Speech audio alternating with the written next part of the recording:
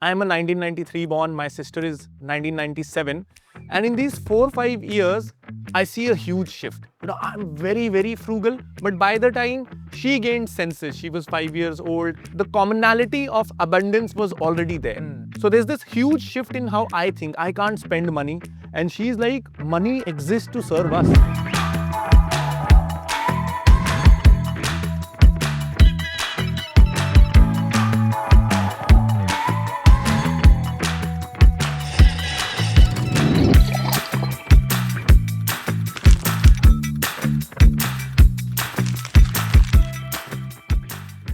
Hello and welcome to Life Unscripted with ICICI Prudential Life Insurance.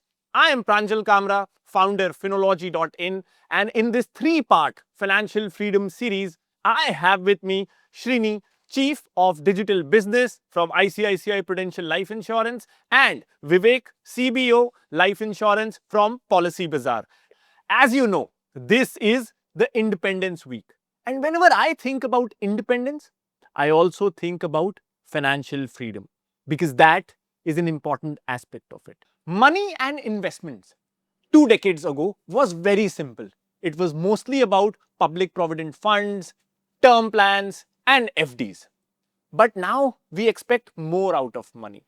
We expect better margins, faster growth, and we want our money to work harder and smarter for us.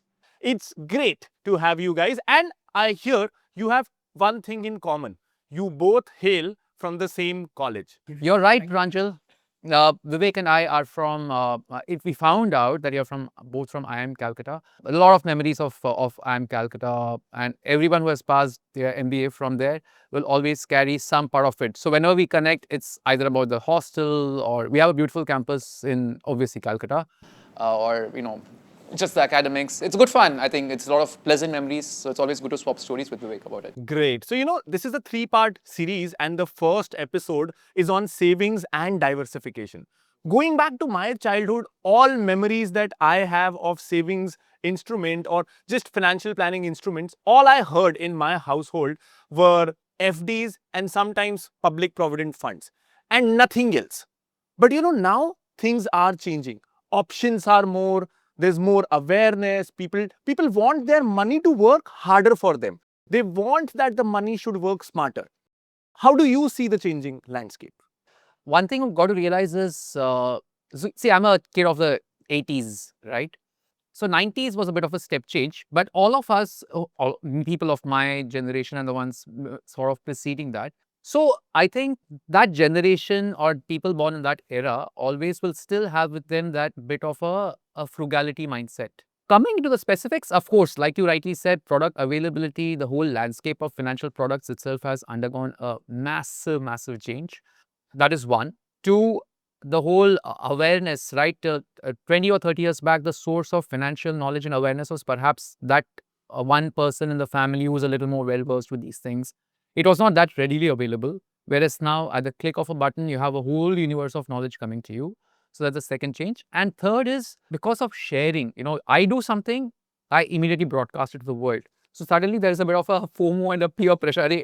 I also have got to do some of these things. So I think these are 2 or 3 concrete changes. But the fundamental thing is one's relationship with money, the way one looks at financial, the way the mindset towards wealth itself has undergone a big change over the last 20 years. What do you think, Vivek? I think you're right. You're right. I think so the biggest change that I see from earlier times to today, I think people are more aware. And thanks to social media, thanks to YouTube, thanks to other channels and podcast channels like your own, I think people now know a lot more about what are the options they have to invest. So I think one change that we are seeing is people are spending a lot more. But yes, the diversification in terms of options are now not limited to the traditional options. People are investing and taking a lot more risks as well. When you guys were telling me about the generational shift, the mindset shift, 2 things came to my mind. One, I'm a 1993 born, my sister is 1997. And in these 4 or 5 years, I see a huge shift. I'm very frugal, but by the time she gained senses, she was 5 years old, the commonality of abundance was already there. So there's this huge shift in how I think. I can't spend money. and she's like, money exists to serve us. So I see that difference. Yeah. And now that we have discussed this in this context, where does the veteran life insurance fit in? I think how I would look at life insurance is if you're planning for goal-based savings, say you are saving for your child higher education, you're saving for your own retirement, wanting to protect your family. I think for those life goals, life insurance is very, very important, and other life goals which are longer term, I think life insurance is very, very critical. And Srini can add more about it. Yes, I have a full-fledged essay on. Sorry, I was joking. I don't have an essay, but So guys, when you talk of life insurance, Pranjal, and so glad you brought that. Life insurance pays my salary, so I love to talk about it. So I'm going to do a copyright of this sentence, okay? Okay, guys, life insurance, right, covers three major risks, right? And therefore, and I'll then talk about how each of those are important aspects from a holistic financial planning.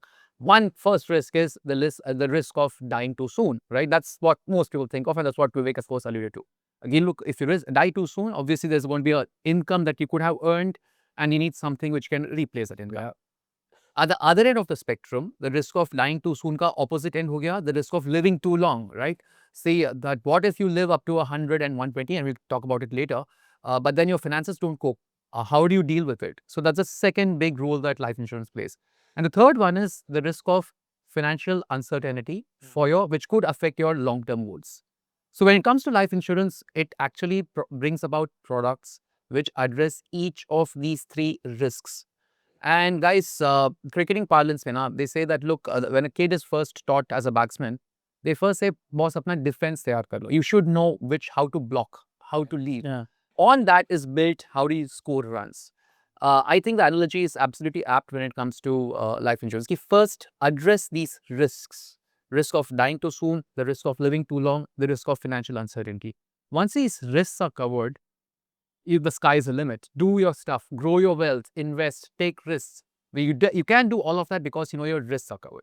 And that's the role of life insurance. Loved how you broke down those 3 points and explained it simply, but unfortunately for you, I'll record a video today on this and you will not be eligible for the copyright. I hate these guys. And my eyes lit up when you gave the example of cricket. Yeah. See you on the turf next time. Oh my God, it's going to be a test. But thank you so much. This explains to our viewers that life insurance is a critical component in the overall scheme of things in financial planning. We are living in epic times. We are living longer and retiring earlier. Does this mean we have new things to worry about, or it means that we can live a life that we never even dreamt of? We'll answer all of this and much more in the second episode, to retire or not to retire.